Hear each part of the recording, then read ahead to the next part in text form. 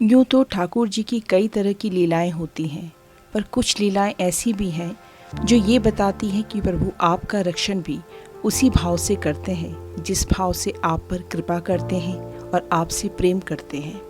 प्रभु तो आने वाले हर क्षण के ज्ञाता हैं। वो हम पर आने वाले प्रत्येक संकट या कष्ट को जान लेते हैं, भाप लेते हैं। ऐसे ऐसे कष्ट व संकट अपने विग्रह पर ले लेते हैं जो हमारी समझ से बहुत परे हैं। पिछले साल यानी 2023 30 अप्रैल को मैं अपने भाई, भाभी, उनके बच्चों और बड़ी बहन के साथ अपने मायके के गांव में शिव धाम के लिए जा रही थी। हमें देहरादून से निकलते निकलते बहुत देर हो गई थी और हम तकरीबन 5:30 बजे कालसी पहुंचे। सफ़र पहाड़ी था और बहुत लंबा भी। शाम भी हो रही थी। मैं भैया से कहती हूँ, भैया 5-6 घंटे का सफ़र है, हमें काफ़ी रात हो जाएगी और छोटे छोटे बच्चे साथ में हैं। थोड़ा ठहर कर आराम से संभल कर गाड़ी चलाना। कभी कभी पहाड़ी सड़कों पर रात को नींद भी आ जाती है। भैया ने कहा, ठीक है, कुछ एक ज़रूरी सामान लेकर जल्दी ही निकलते हैं। मैं भैया के साथ बुलेरो में फ्रंट सीट पर बैठी। मेरे लड्डू गोपाल भी मेरे साथ में थे। उन्हें मैंने कंडी में गोद में बैठा दिया। उस दिन मेरा अष्टमी का व्रत भी था। भाभी, दीदी, बच्चे पीछे सीट पर बैठ गए ताकि बच्चे उनकी गोद में नींद आने पर आराम से सो सके। हम यात्रा पर निकल पड़े। 1.5 घंटे बाद हम चक्राता पहुंचे। तब तक रात हो चुकी थी। सारा रास्ता पहाड़ी था, पर बहुत कम गाड़ियां ही रात को चल रही थी। हम लोगों ने चक्राता रात का खाना खाया और तकरीबन 8:30 बजे वहां से निकले। भैया ड्राइव कर रहे थे। हम लोग बातें करते जा रहे थे ताकि किसी को भी नींद न आए। सारा पहाड़ी रास्ता घनघोर अंधेरे में डूबा हुआ था। बस रोड पर गाड़ी की हेडलाइट की रोशनी ही पड़ रही थी। एक तरफ देवदार के घने पेड़ दिखते थे रोशनी पड़ने पर, और दूर दराज के पहाड़ी गांव में लाइटों के झुंड जुगनों की तरह टिमटिमा रहे थे। सफ़र अच्छा चल रहा था। बचपन की कई बातें करके हम लोग हंस रहे थे। भैया धीरे धीरे गाड़ी चला रहा था। रास्ता सुनसान था, पर सफ़र बड़ा सुंदर था। लगभग 10 बजे रात को हमने लोखंडी को पार किया। यहाँ घना जंगल है देवदार का, लोखंडी धार के पीछे। अब थोड़ी देर में हम कोटी कनासर भी पार कर गए। मेरी बड़ी बहन जो मथुरा में रही है कई साल, वह बाके बिहारी जी की परिचर्चा करने लगी और कहने लगी कि तुम्हारे लड्डू को नींद लगी होगी, ला मुझे दे दे, मैं पीछे ने गोद में सुला देती हूँ। मैंने कहा, अभी रहने दो ठाकुर जी को, अभी इनको सफ़र का और गप्पों का आनंद लेने देते हैं। दीदी कहने लगी, दर्शन करा दे, आज मैंने इन्हें ढंग से देखा भी नहीं। मैंने कंडी का ढक्कन ऊपर किया और पीछे मुड़कर लड्डू के दर्शन करा दिए। दीदी ने, भाभी ने दर्शन किए और फिर मैंने लड्डू को अपनी गोद में बिठाया और हम लोग सामान्य सी बातें करने लगे। अभी यह बात होकर मात्र 5 मिनट भी नहीं बीते थे कि भैया ने गाड़ी को ब्रेक लगाया और न जाने कैसे बंद कंडी में से भी, जिसका ढक्कन लगा हुआ था, लड्डू गोपाल उछलकर मेरी गोद से नीचे लुढ़क गए। एक बार को मुझे लगा जैसे लड्डू गोपाल का विग्रह टूट गया है, खंडित हो गया है। मेरा दिल न जाने कैसे विचार में डूबा जा रहा था, बैठा जा रहा था। मैंने झट से फ़ोन की लाइट ऑन की और लड्डू को मेरे पास पैरों के नीचे पड़ा हुआ देखा। मुझे बहुत ज़्यादा बुरा लगा, क्योंकि इतने सालों में ये पहली बार हुआ था कि लड्डू यूँ मेरी गोद से गिर पड़े, जबकि हम तो कई बार इनके साथ सफ़र कर चुके हैं इन्हीं पहाड़ी रास्तों पर। मेरी आँखें छलछला गईं। बड़ी बुरी अनुभूति थी उस वक्त। मुझे लगा कि इन्हें बहुत ज़्यादा चोट आ गई होगी। मैंने उन्हें हाथ में लिया और हाथों से सहलाने लगी, जैसे हम अपने बच्चों को छू कर देखते हैं ना, उसी तरह कि इन्हें कहाँ चोट लगी होगी। सब जगह से अच्छे से चेक किया, गाय को भी देखा। थोड़ा सा संतोष हुआ कि सब ठीक है, बस चोट लग गई है इनको। मन उदास हो गया था, ये पहली बार जो हुआ था। फिर उन्हें सहलाते हुए मुझे ये याद आया कि लड्डू के विग्रह को अगर चोट लगती है तो कहते हैं कि वह आपका कोई बड़ा कष्ट टाल देते हैं या अपने ऊपर ले लेते हैं। मैं बहुत भारी मन से इस सोच में पड़ गई कि हमारी खातिर इन्होंने अपने ऊपर चोट पहुंचा दी। अभी थोड़ा ही समय बीता और हम लोग रोटाखट आ गए। चक्राता रहने वालों को रोटाखट के बारे में बहुत अच्छे से पता होगा कि वहाँ क्या होता है। पुल पार करते ही भैया ने गाड़ी रोक दी। अभी रात के 11 बज रहे होंगे। घुप अंधेरा, चारों तरफ सिर्फ एक हमारी अकेले की गाड़ी है। वहाँ पर हर तरफ अंधेरा और सुनसान इलाका। मैं लड्डू की चिंता कर रही थी तब तक। यही सोच रही थी कि इनको कैसे यह चोट लग गई और इनको कितनी पीड़ा हो रही होगी। गाड़ी में तो अंदर अंधेरा था, तो मैं उनको हाथ से छू छू कर सहला रही थी कि मेरे बच्चे को न जाने कहाँ कहाँ चोटें लगी हैं और अभी मेरे पास कोई दूसरा साधन नहीं है, कोई विकल्प नहीं है कि मैं इनकी पीड़ा को कुछ कम कर सकूं। अचानक से पुल पार करने के बाद भैया ने बोलेरो रोकी और गाड़ी की हेडलाइट को इधर उधर घुमाने लगा। गाड़ी की लाइट सामने रोड के किनारे की झाड़ियों पर पड़ रही थी और भैया कुछ गौर से लगातार देख रहे थे। भैया ने दरवाजे के लॉक पर अपना हाथ रखा और मुझसे कहने लगे कि तुम अपने मोबाइल की टॉर्च को ऑन कर दो। मैंने ठीक वैसे ही किया। उस वक्त लड्डू मेरी गोद में ही बैठे थे। मैंने जिज्ञासावश भैया से पूछा, भैया क्या हुआ है, गाड़ी क्यों रोक दी अचानक चलते हुए? तो भैया कहने लगी कि सामने झाड़ियों में कोई लेटा पड़ा है और उसका बैग भी वहाँ दिख रहा है मुझे। जैसे ही भैया ने ये वाक्य बोला, मैं एकदम से सामने देखने लगी। मुझे गाड़ी की रोशनी में कुछ भी नहीं दिख रहा था।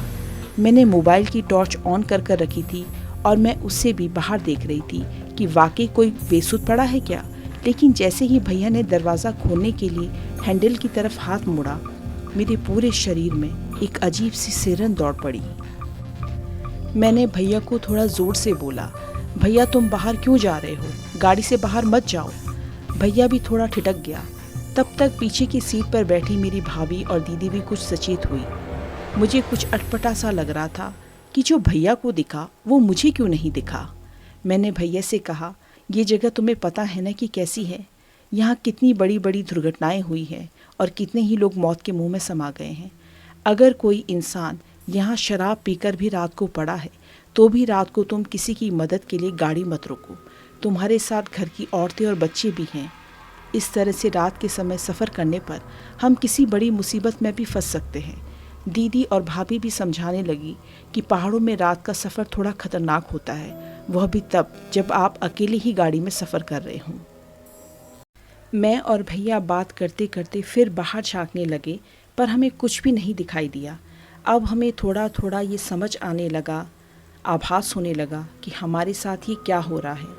ये जगह ठीक नहीं थी गाड़ी रोकने के लिए। यहाँ कई अतृप्त आत्माएं हो सकती हैं। जो दुर्घटना में लोग यहाँ मरे हैं उनकी क्या पता हमें किसी का साया दिखा हो।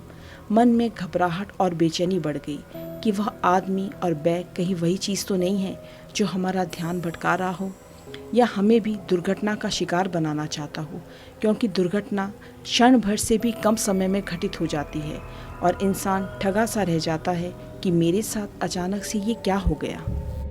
उस पल मेरे लड्डू गोपाल ने कुछ समय बाद होने वाली घटना को किस तरह से संभाल लिया, ये उन्हीं की लीला थी। मेरी गोद से छिटक कर उनका नीचे गिर जाना आने वाले घोर कष्ट का संकेत था। उन्होंने मेरे मन में अपनी पीड़ा का एक अंश डालकर मुझे गहरे भावनात्मक सोच में डाल दिया कि यह सब अचानक से क्या हो गया। यदि मैं उस वक्त यह नहीं सोच रही होती कि मेरे बच्चे को ये चोट क्यों लगी है, तो शायद मैं उनका वह संकेत समझ ही नहीं पाती और हम लोग गाड़ी से उतरकर उस रहस्यमयी छाया की मदद करने की मंशा से जाने अनजाने अपने साथ अनहोनी को निमंत्रण दे बैठती। हो सकता था कि गाड़ी चलाते चलाते भैया को नींद की झपकी लग जाती और हम सब लोग टॉन्स नदी में समा जाते, पर मेरे ठाकुर जी ने वो सारी परिस्थिति एक क्षण में बदल के रख दी और हमें किसी भी प्रकार की अनहोनी होने से पहले सचेत कर दिया कि सफ़र सावधानी और सजगता से करो। ठाकुर जी तो अंतर्यामी हैं, उनकी लीलाओं का पार पाना बड़ा मुश्किल है। जाने किस रूप में और किस लीला में अपने भक्तों का कल्याण कर देते हैं और अपने ऊपर उनका सारा कष्ट ले लेते हैं। मैंने भैया से कहा नीचे मत उतरना और हम सभी ने अपनी अपनी खिड़कियों के शीशे ऊपर कर लिए। मैं भैया से कहती हूँ कि सीधे चलो, कहीं पर रुकना मत। अब मन में डर बैठ गया था, पर भगवान पर विश्वास भी था कि वो हमारे साथ हैं लड्डू के रूप में। अब हम लोगों ने लखविंदर वडाली जी के माता के भजन गाड़ी में लगा दिए ताकि मन इधर की बात से हटकर माता रानी की तरफ चला जाए और किसी को भी नींद न आए। उस वक्त तो दिमाग में यही चल रहा था कि घर ठीक ठाक पहुंच जाए। हम निरंतर चलते गए और भजन सुनते रहे पूरे रास्ते भर। तकरीबन 12:30 बजे रात को हम मायके के गांव में पहुंच गए। हम सब लोग अपने अपने कमरों में जाकर सो गए। मैंने लड्डू गोपाल को भी उनके उचित स्थान पर सुला दिया और सोते सोते यही विचार मन में आ रहा था कि आज कुछ भी घट सकता था हमारे साथ यदि लड्डू गोपाल हमारे साथ ना होते तो। जाने क्या चीज़ थी वह जो हमें रोकना चाहती थी, जिसे लड्डू गोपाल ने समय से पूर्व भांप लिया और इतना बड़ा कष्ट अपने बाल विग्रह पे ले लिया। अगली सुबह जब हम सब लोग जागे तो मैंने अपने लड्डू गोपाल को स्नान कराया, उनको तैयार किया और रसोई घर में ले गई ताकि वो दूध पी सके। मेरी बड़ी दीदी मुझसे कहने लगी कि तेरे लड्डू को ये क्या हुआ है। मैंने कहा क्या हुआ, ये तो बिल्कुल ठीक है। दीदी कहती है नहीं नहीं, ये रात को सांवले रूप में थे, अभी पीताम्बरी रूप में यानी कि पीतल के रंग वाले क्यों हो गए। मैं दीदी से कहती हूँ कि ये तो शुरू से ही इसी रंग के हैं, तुमने क्या गलत देख लिया। तो दीदी जोर देकर कहती है नहीं नहीं, जब मैंने इन्हें कल रात गाड़ी में देखा तो ये सांवले यानी कि काले रूप में, जैसे कि बांके बिहारी जी में श्री कृष्ण भगवान हैं उस रूप में थे। मैं असमझ में थी एक क्षण के लिए कि दीदी की आंखों को ये क्या भ्रम हुआ है कल, पर दूसरे ही क्षण ठाकुर जी की आवाज़ मन में आती है कि जो मुझे जिस रूप में प्रेम करता है मैं उसे उसी रूप में दर्शन देता हूँ। तेरी बहन के मन में कृष्ण की बांके बिहारी की श्याम छवि अंकित है तो मैंने उसे उसी रूप में दर्शन दे दिए। मैं फिर लड्डू की लीला से विस्मित हो गई। आश्चर्य है कि जिसकी जैसी भावना है भक्ति में, उसको उसी रूप में उसका भगवान दिखता है। ठाकुर जी हमारे भावों को पढ़ लेते हैं और भक्त की भक्ति को दृढ़ करने के लिए वैसा ही रंग रूप धर लेते हैं। ठाकुर ने हमारी बड़ी विपदा से रक्षा की थी, साथ में आश्वस्त भी किया कि सच्चे भक्तों का रक्षण वह स्वयं करते हैं, बस उन्हें मानने की, उनसे प्रेम करने की देरी है। प्रभु, जैसी कृपा तुमने मेरी और मेरे से जुड़े संबंधियों की है, ऐसी ही कृपा अपने समस्त भक्तों पर करना और उनकी भक्ति भाव को और दृढ़ और पवित्र और मजबूत करना। आज के लिए इतना ही। आपका बहुत बहुत धन्यवाद।